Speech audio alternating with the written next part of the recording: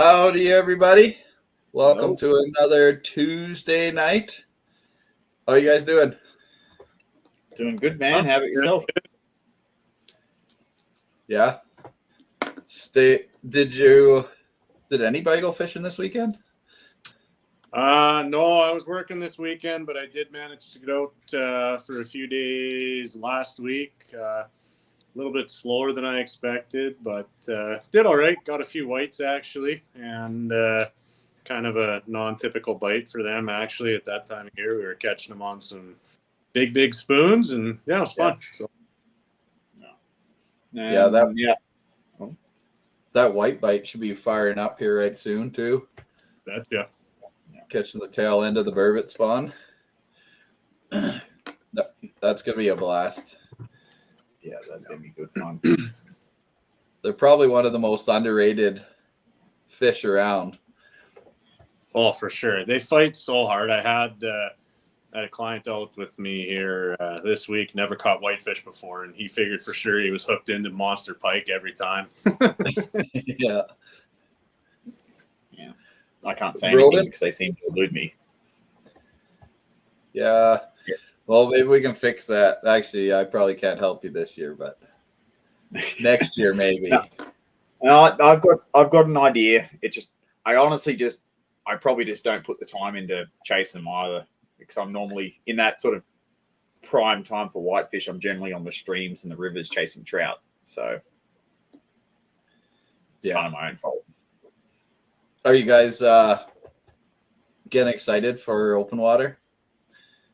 Yes, I am. I've started kind of half-assed organizing my gear. A lot to go through. Yeah. And yeah, I'm dreading that. Same thing. As you both know, I've got a lot of gear that I need to get through, and I just acquired a few new fly lines this year for some of my lighter lines.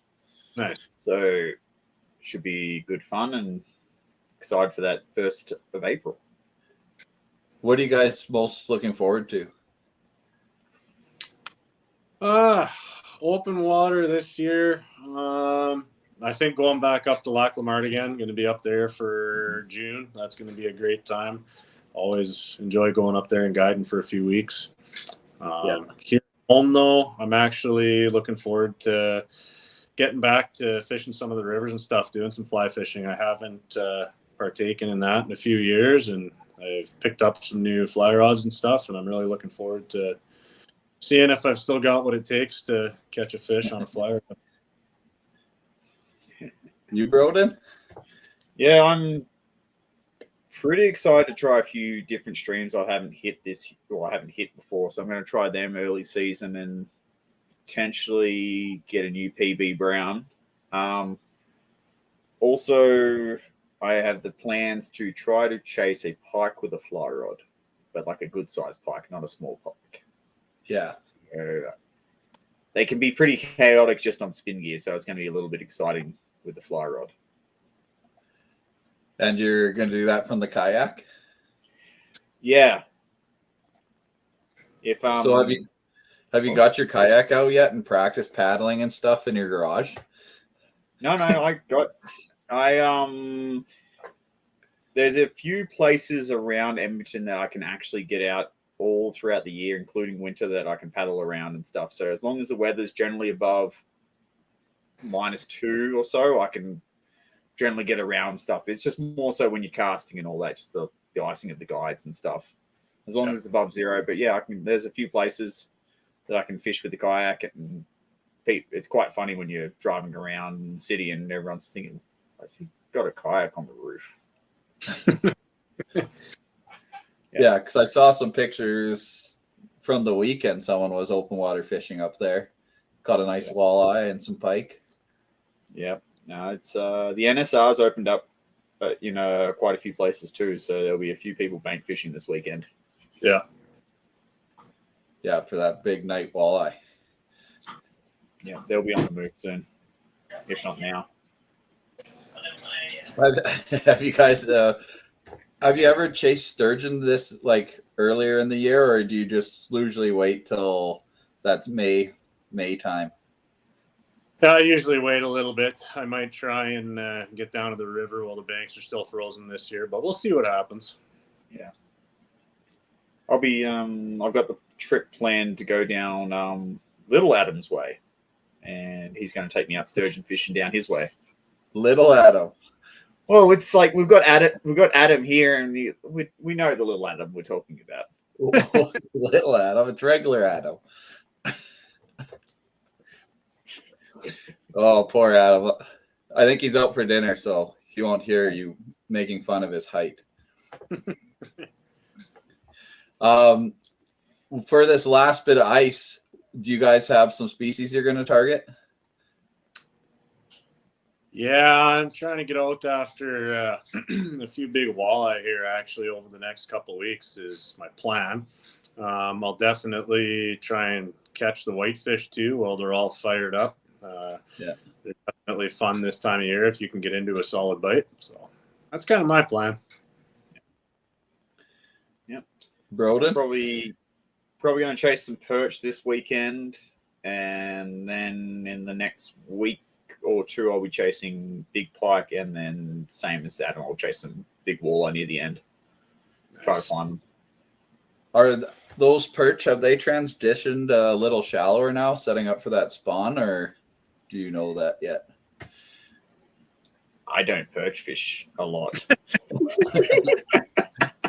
If anyone knows me, I generally, I'm a walleye and trout guy, and pike. I like my pike, but from talking to a few friends and all that I'll be going out this weekend, they asked I to get into the shallower area, but I am not the expert to ask.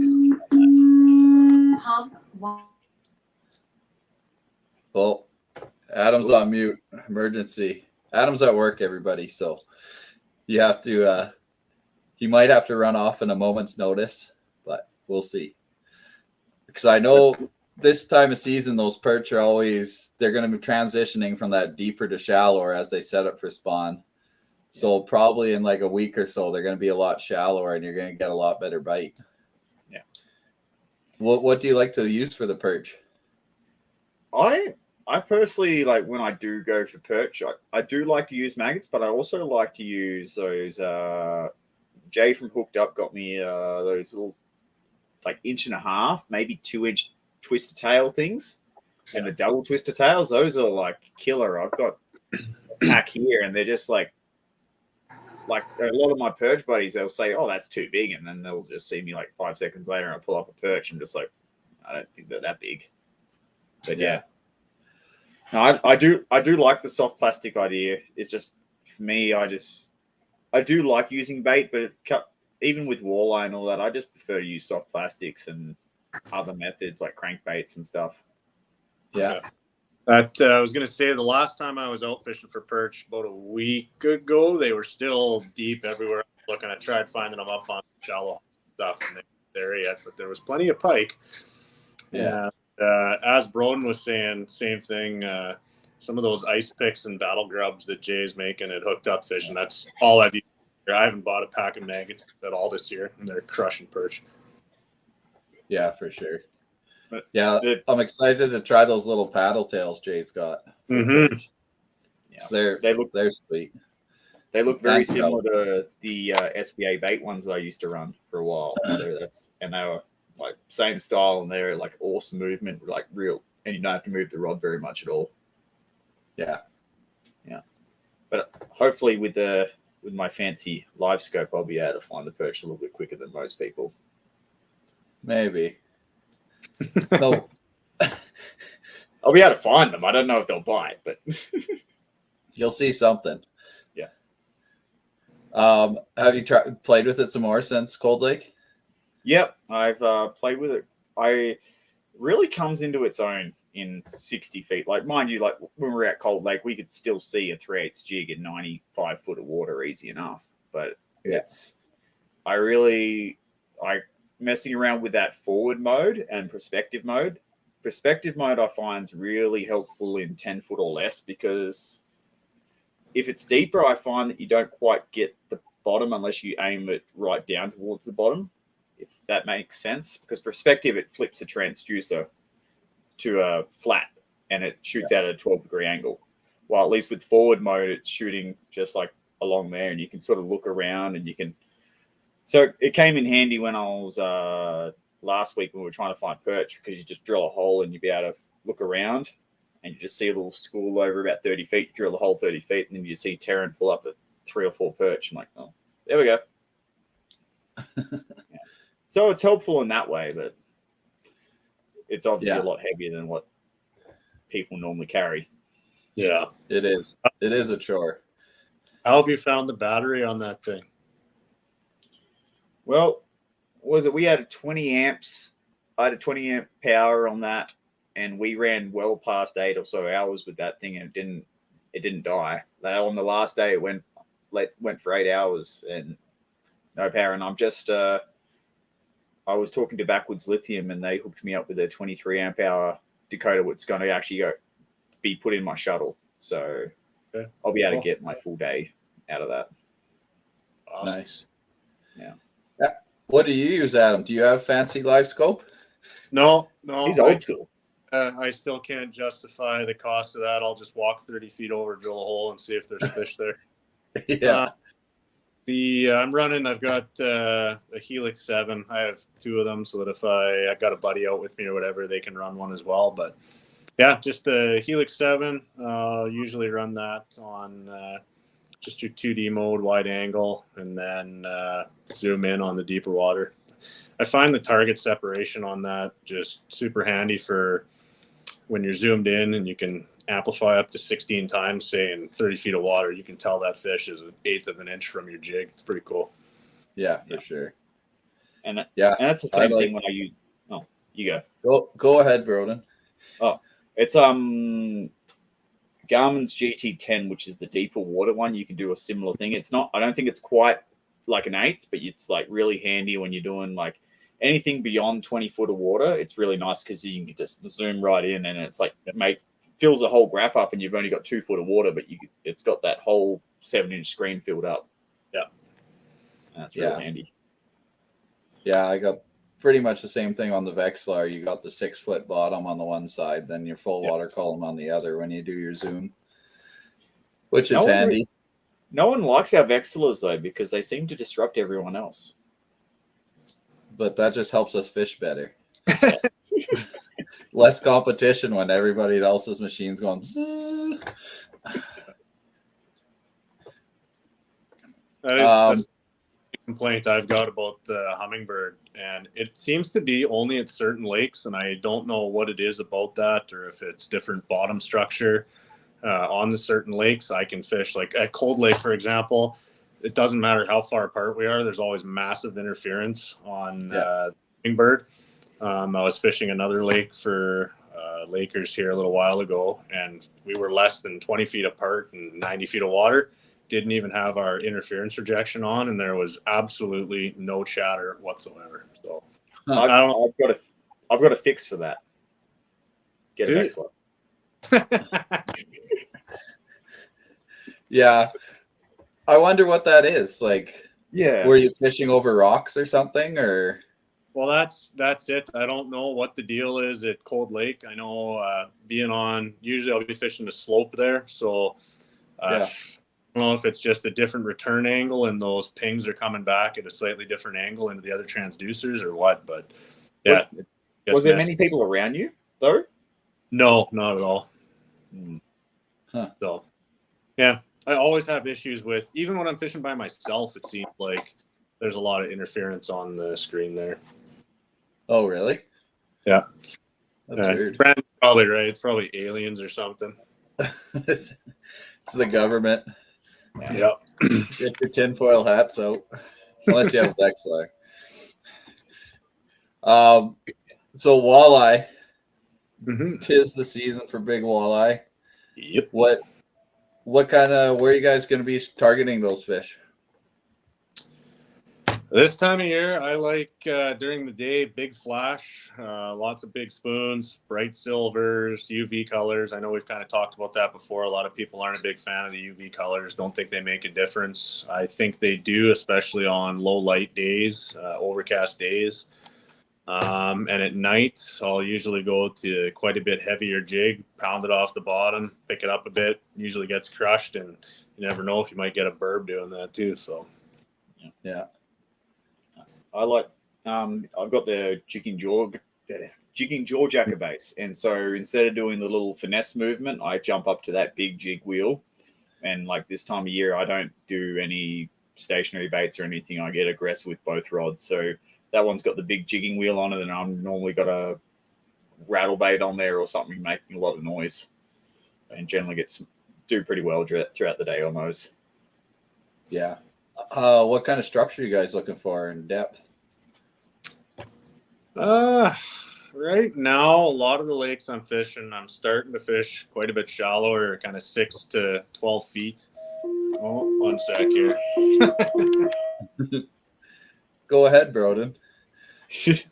So I'm a little bit deeper than Adam right now. So I'm generally fishing in probably around the 8 to 17 foot still, but I am finding it's gradually. I'm like throughout the couple of days now, I have noticed they're starting to move up that water column. So I'm seeing the majority around that 12-foot mark right now.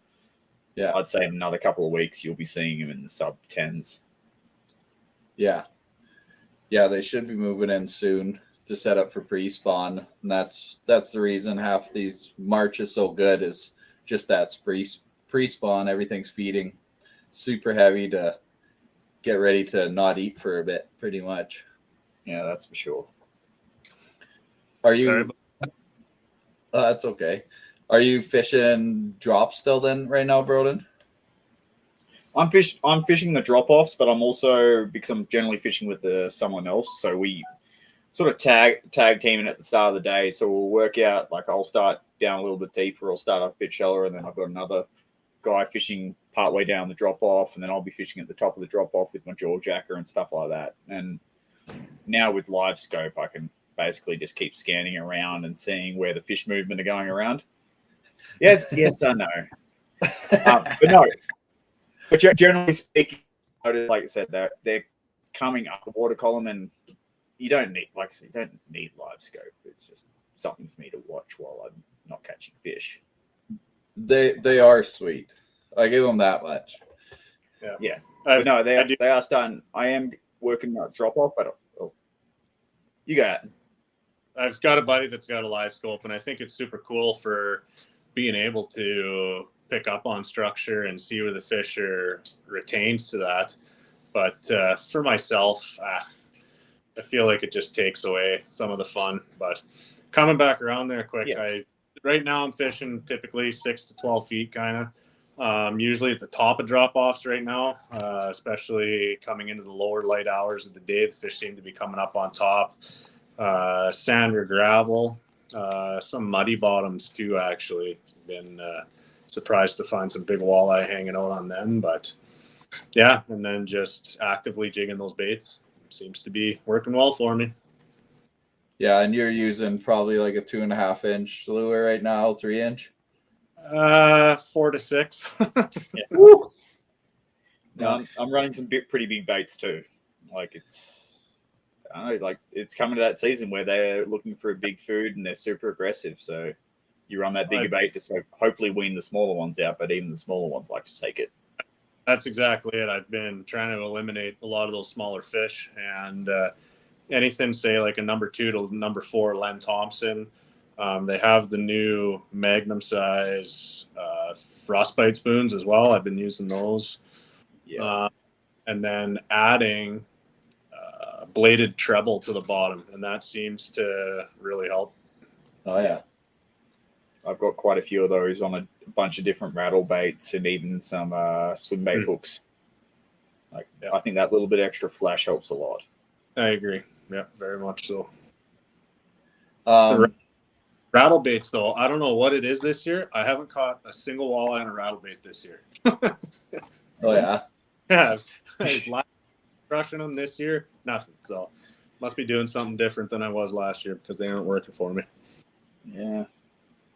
I know I did good early season on the live target ones, the little perch live targets.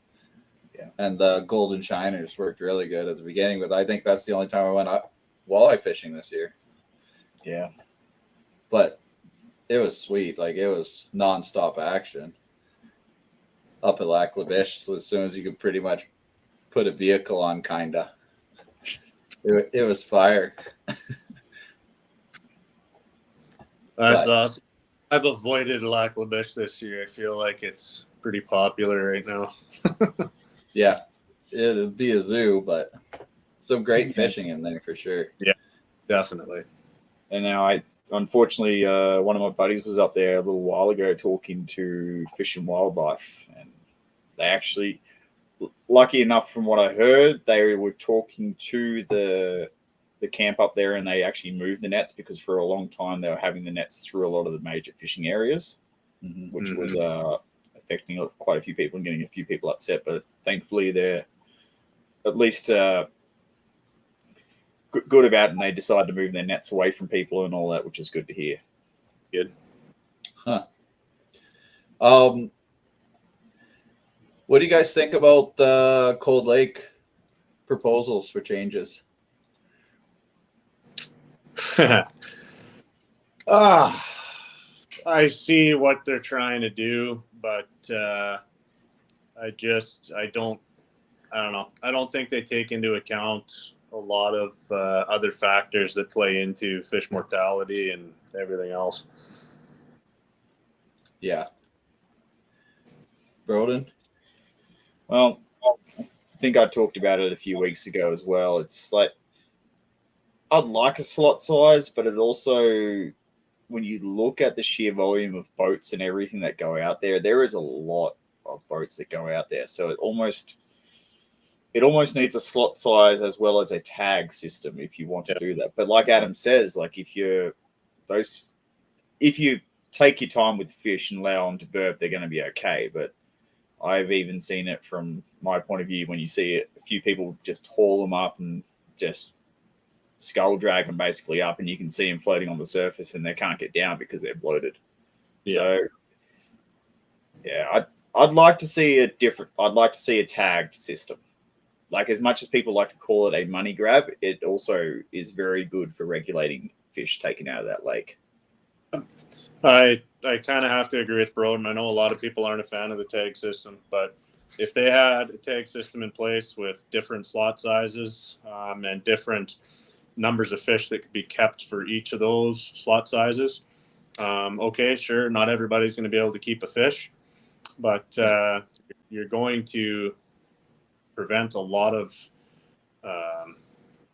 those slot size fish or smaller fish being kept and caught immediately. As soon as they reach that slot size, they're getting bonked, and that's as simple as it gets. They don't get a chance to get any bigger, and the fish that do make it past that slot size, I know there's a lot of fish in that lake, but they see a lot of hooks as well. And like Broden said, I've seen other boats up there in the summer and stuff. They'll reel up a fish, grab the lure with their pliers, and bang it off the side of the boat and just smash this fish back into the water. It's like, what do you think's going to happen here? Yeah. And to add on the thing, when people say, "Oh, we want Cold Lake to be a trophy fishery like Manitoba and like some of Saskatchewan lakes and such," you really need to take into account the sheer volume of fishing pressure that we have in Alberta. It's a stupid amount of anglers, so we have to also have heavier regulations of what they have over there. Yeah, Alberta and BC or Saskatchewan, right? So you've got from both sides of the two different provinces, tons of boats, tons of fishing pressure, and your mortality rate is a lot higher than some of your northern lakes that don't see the same pressure. Yeah.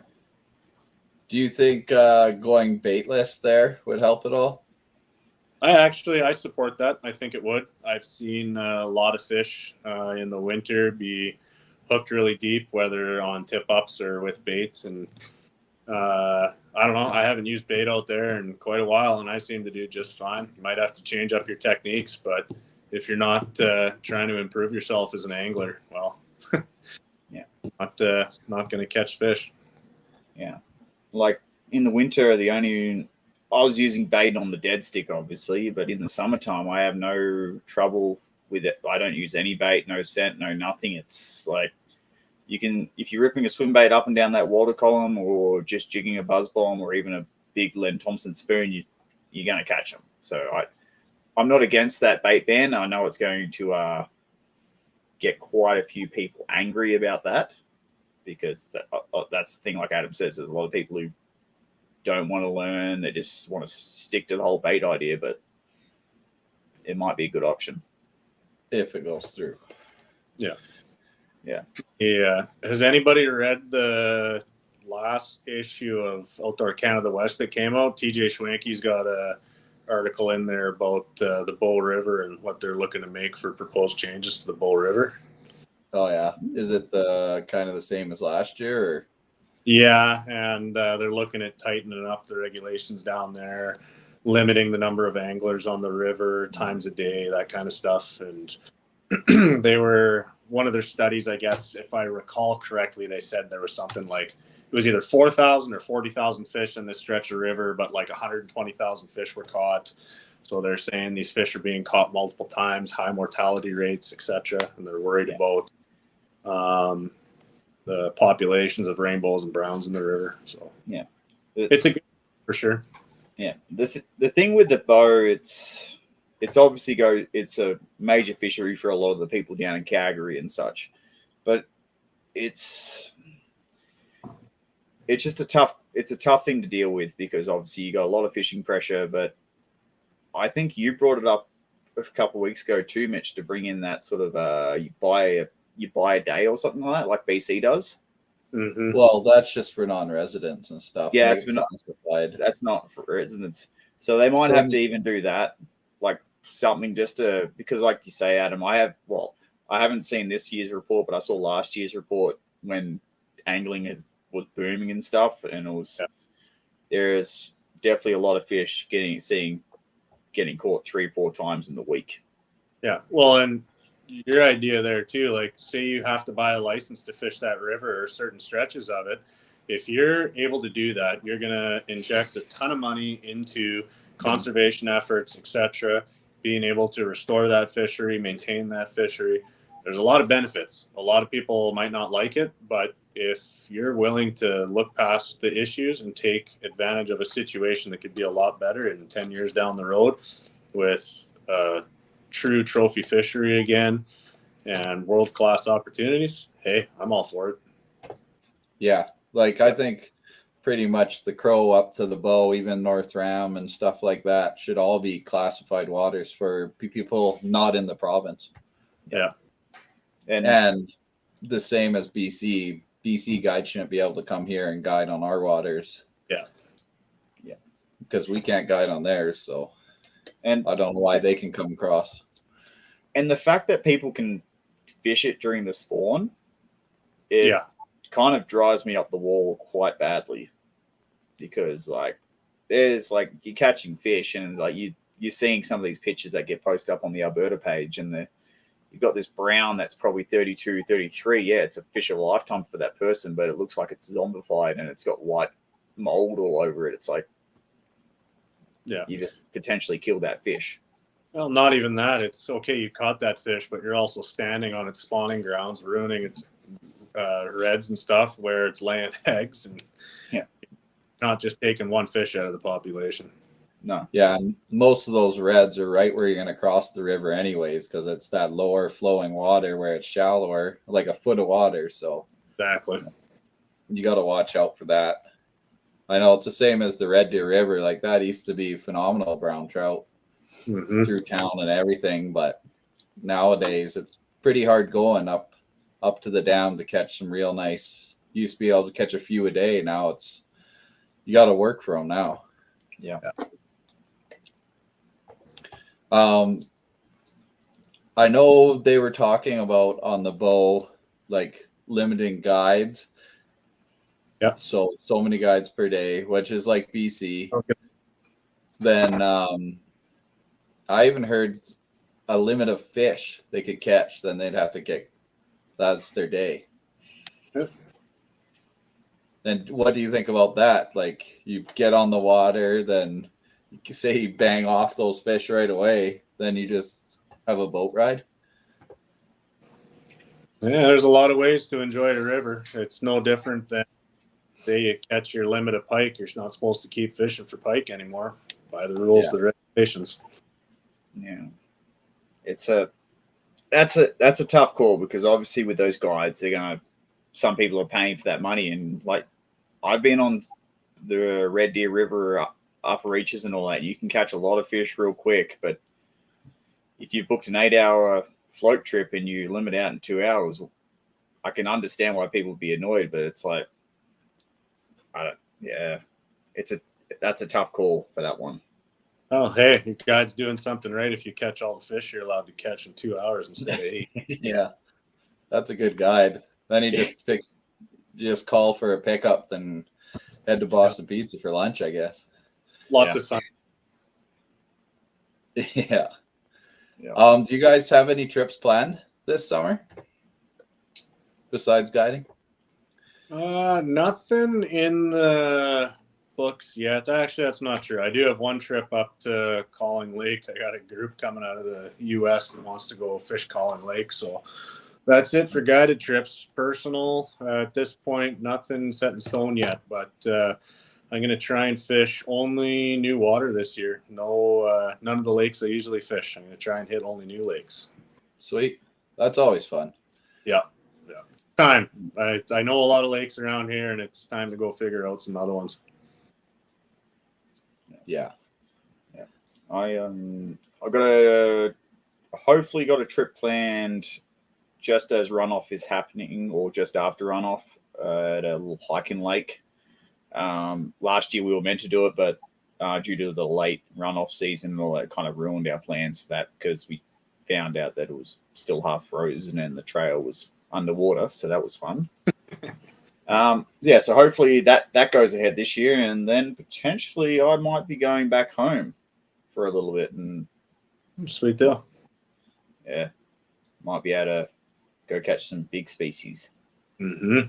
Some barramundi, and some cod, and actual real perch, not these yellow perch you people catch here.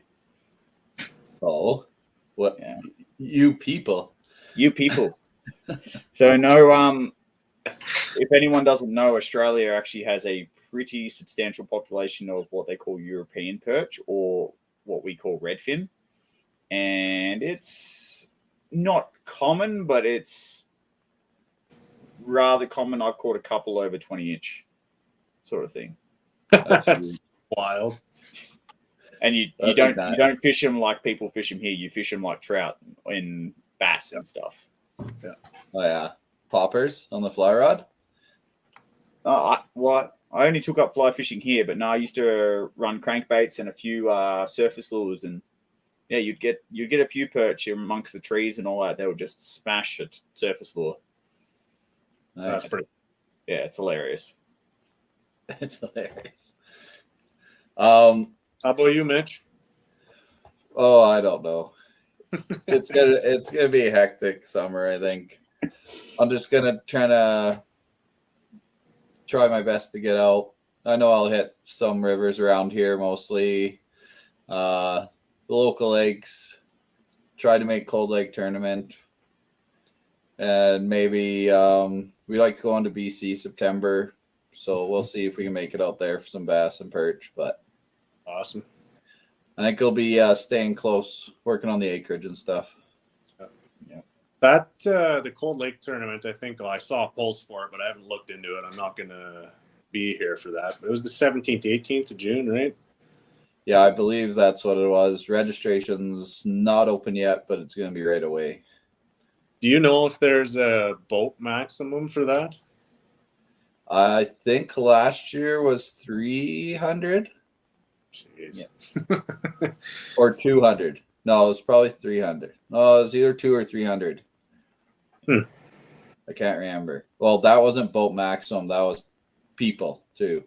People? Okay. Yeah.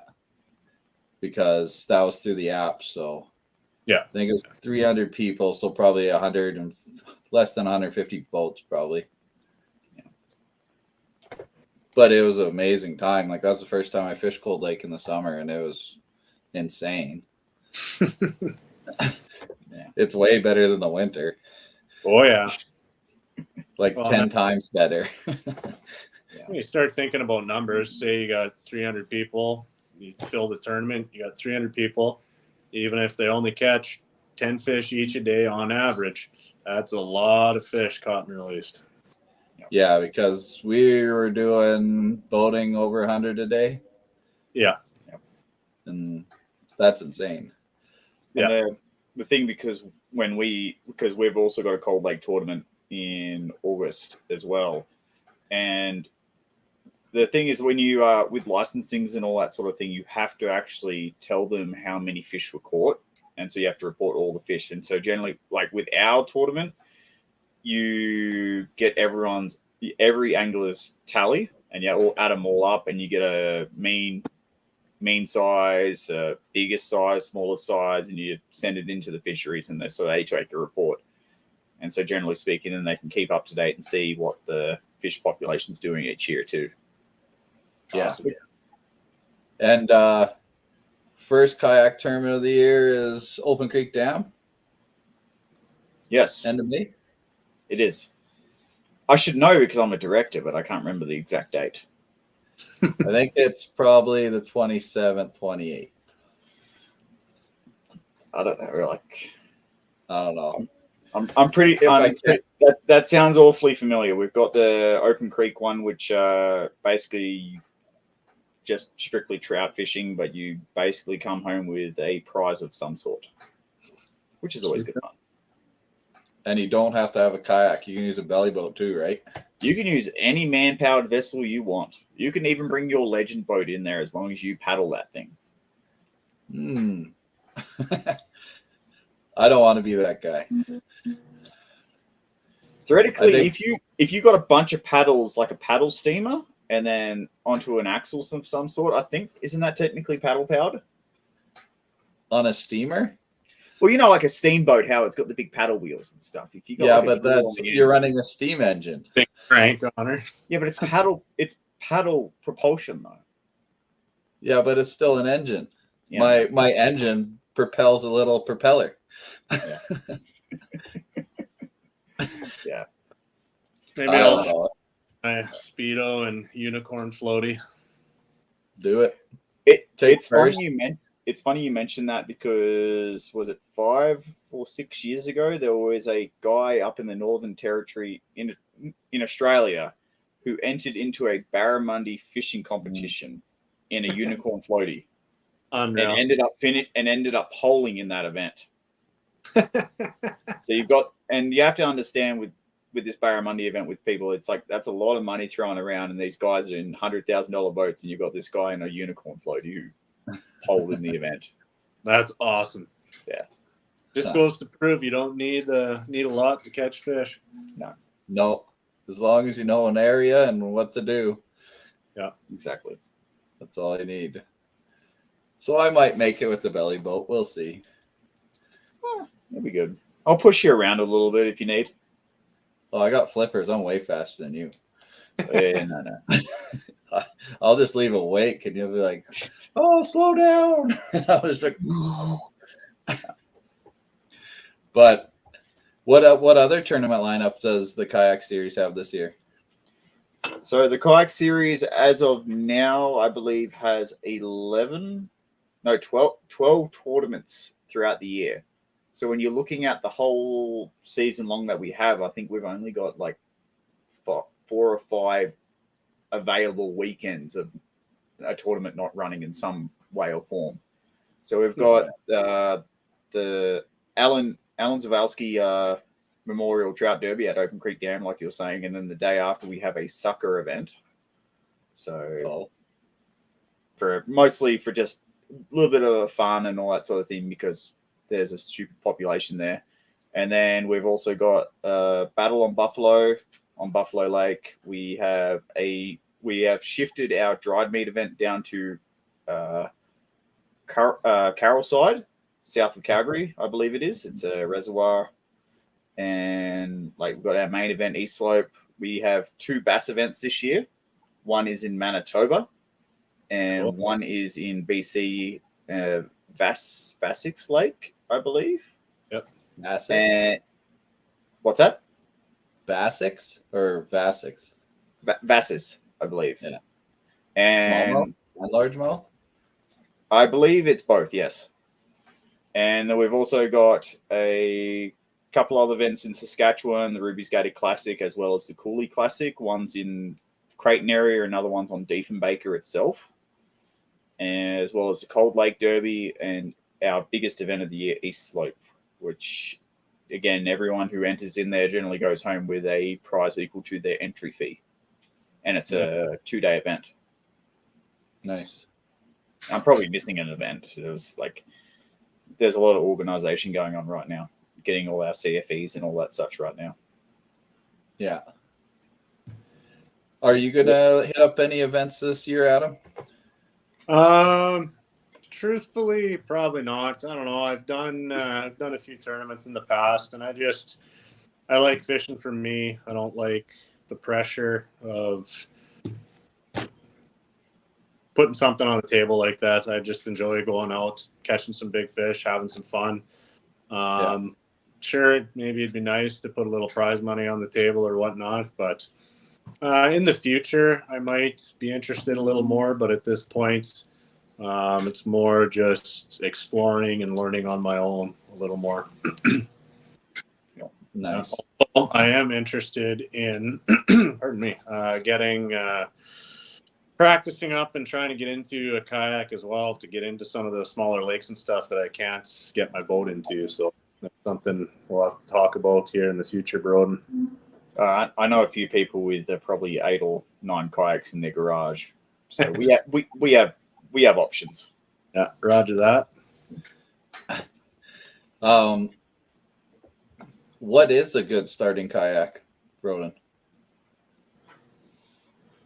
Well, depending on your size, obviously. Say for like Adam, you're definitely going to want something in the 12-foot range, 12-foot length, because you're going to have that tracking ability, and something around like a little wider than 32. I personally like you're a little bit wider, and I like the sit on top variety. You can do the sit in, but I find with the sit ins, they're generally speaking, they've always got the smooth belly, or the hull as you call it, and they're very tippy. While with mine, it's in the garage, but it's got a W. So I've got videos of myself standing on the edge of it and bouncing up and down, and that thing's not tipping. Yeah. And I'm 200 pound. So anything like that, any sort of, there's that many brands out there these days. Anything's really, it's whatever you can afford, really. Yeah. And what would a price range be on a starting kayak for somebody looking to get into it? These days, you probably be looking at $1,000. Like, for it to get a reasonably good quality one, there are marketplace. I do notice there's actually some pretty decent ones going for about $600-700, which are only a season or two old.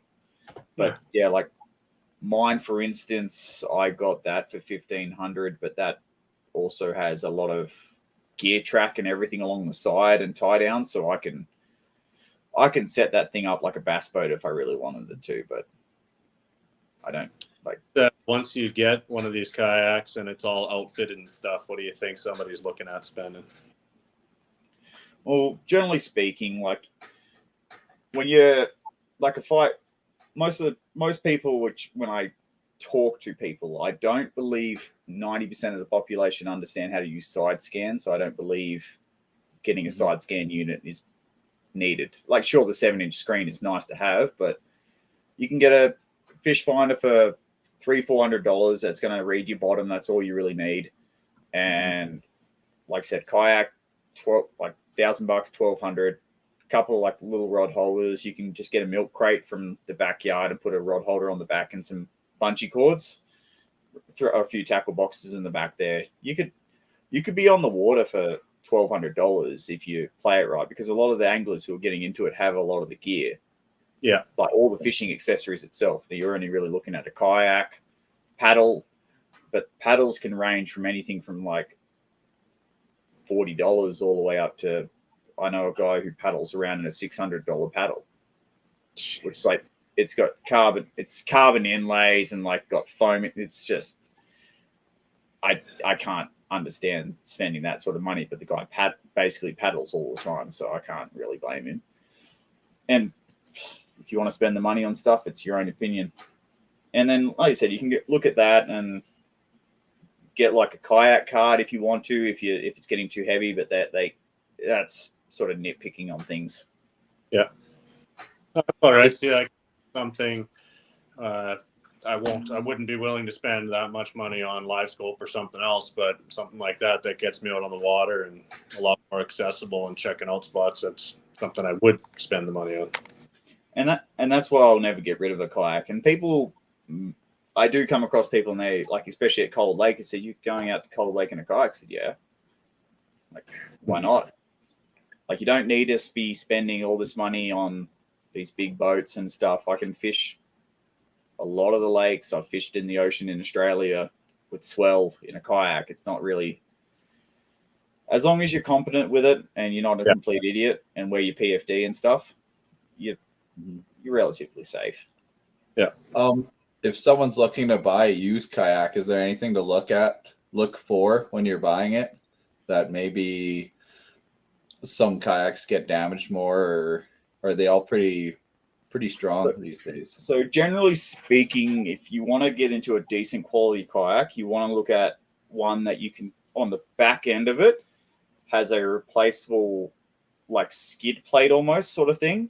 Like a lot of the better quality kayaks have a skid plate that you can, if you want to, you can drag your kayak along the ground, and when that thing wears out, you just unscrew it and put a new piece of plastic in there. So that's always handy. But it's always nice to watch for that middle seam, because it depending on who's owned it, they've dragged it pretty aggressively and such. And then you obviously want to look around where the seat mounts onto, because some people like to like certain kayak brands actually crack around the seat mounts, and it's kind of hard to see it, but it's always good to sort of get a light in there and sort of see where those cracks are, because larger guys or even people my size, they'll be standing up on a kayak and they'll just drop down on their seat, and that sudden force can crack that mount.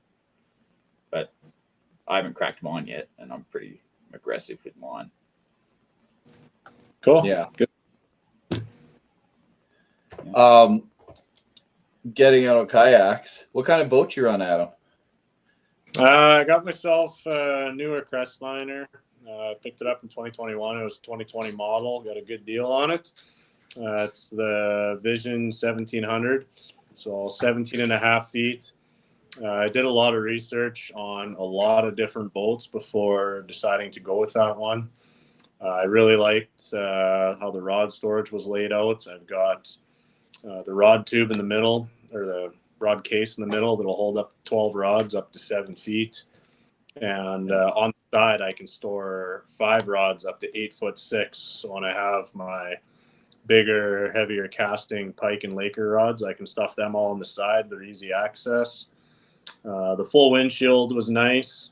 And one thing I noticed, if I went to a larger sized boat, this one, the hull is actually open right to the outside of the boat. And a lot of the boats, when you start to get bigger than that, you have the hull and then your storage space. Yeah.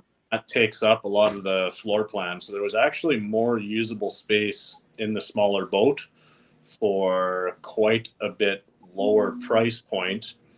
And start getting up to those bigger boats as well. You got to put a bigger motor on it. You're more expensive. You're burning more fuel. Mm-hmm. So this one, the max horsepower for it was 115. I threw one of the Evinrude 115 high outputs on it, and I'm more than impressed with what it can do. You said you had the 115 on it? Yeah. Nice. Yep. And it's, I think with that high output designation, they say it's about 130 horsepower. It's 126.8 or whatever they say. But it jumps out of the water and goes, I can tell you that. Yeah. That's nice. How's your buoyancy level on that? It's easy to grab fish over the side and everything? It is actually, yeah. I was, it has higher sides on it, and I was a little worried about that at first, but getting it out on the water and playing around with it, no problems at all. And it has the flip-up bench seats in the back. Yeah. can lay those down, and you've got a huge casting deck. It's probably almost, well, whatever it is, 88-inch beam, and then probably 3.5 to 4 feet of space that you can stand on. You can easily get 2 anglers back there and 2 up at the front. So I was really impressed with the amount of space and usability. And then, pulling fish in there, it's no problem at all.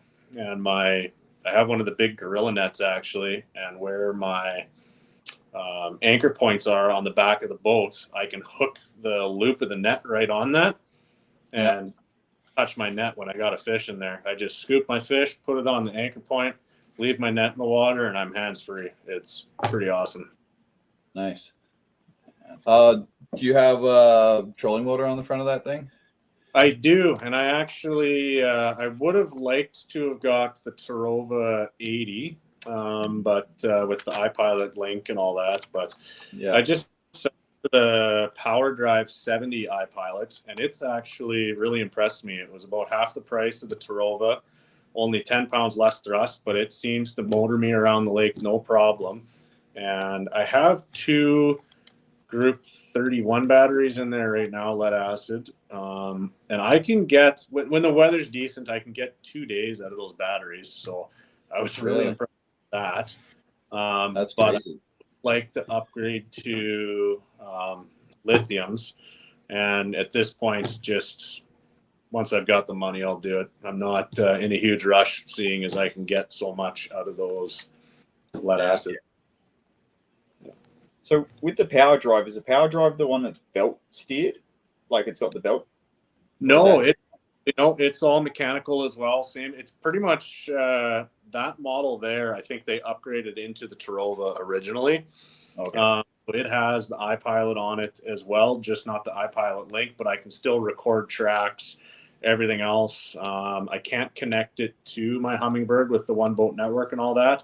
There is an addition I can pay to add on all that, but it's just, for me, I've got the remote, I make my track, and what I do actually, instead of using the trolling motor to make a track, I'll use my main motor, whether full throttle or just cruising around. I'll hit record, make my track, turn around, plug it in on the trolling motor, boom, away I go.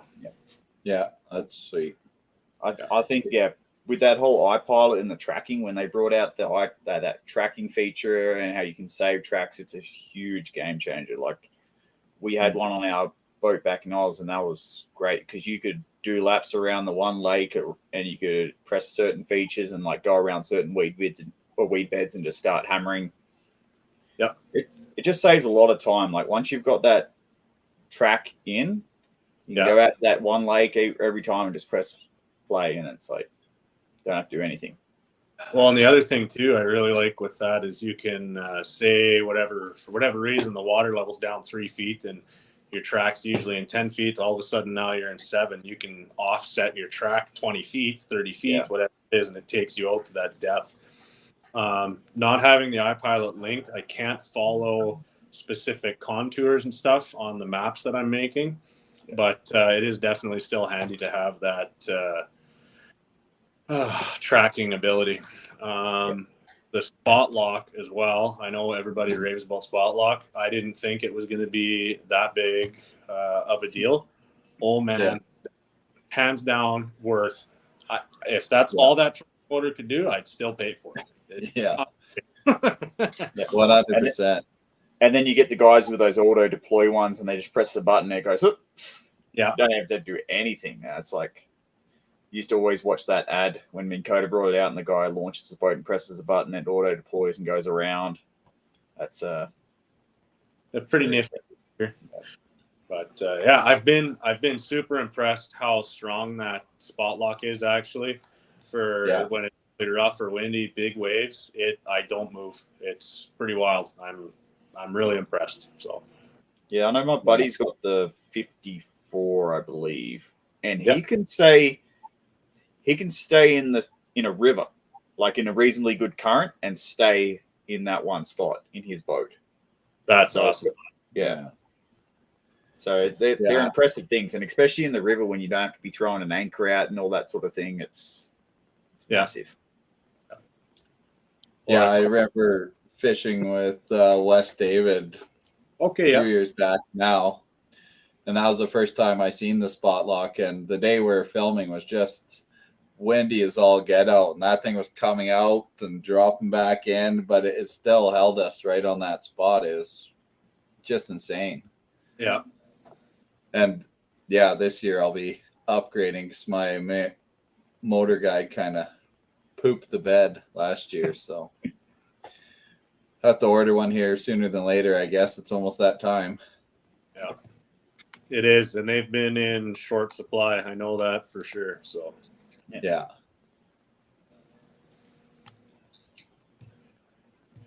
I think that might be the same one I've got, and I've used it all day with no issues. Running, as long as you're running your two batteries and they're fully charged, it's decent weather out, not super cold.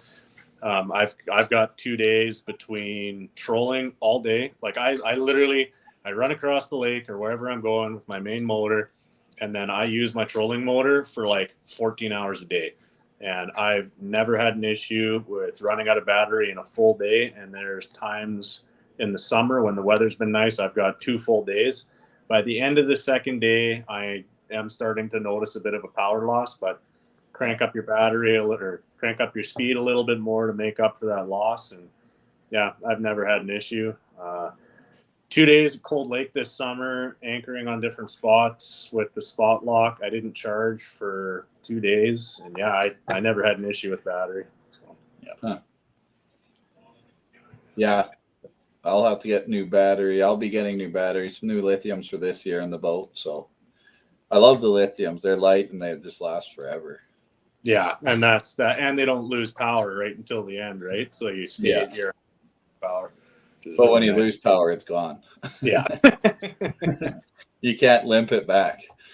So I did one thing I gotta figure out though is I definitely need to put a new starting battery in my boat this year. I actually had to use times at the end of the season last year when it was super cold. I was going out still.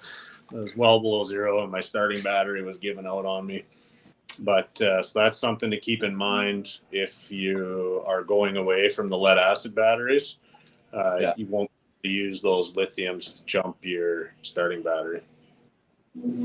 Yeah, don't do that. Yeah. Run full lithium. Yeah. Or full acid.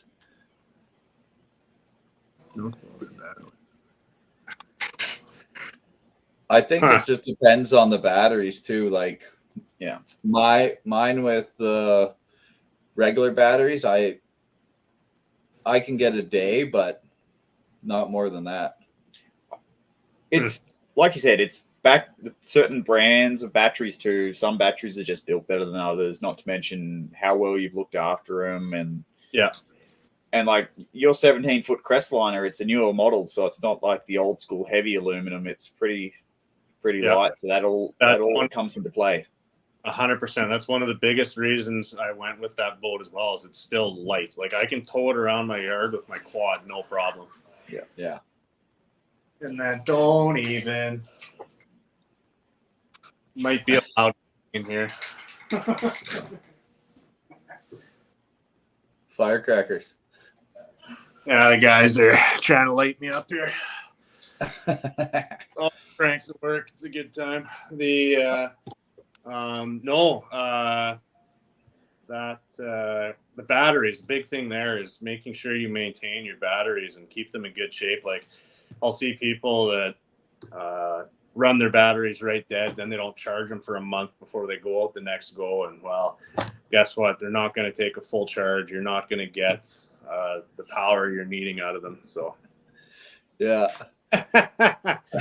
That's the guys at work right now. They're probably watching on the table. Yeah.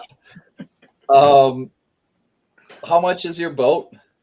How much does it weigh?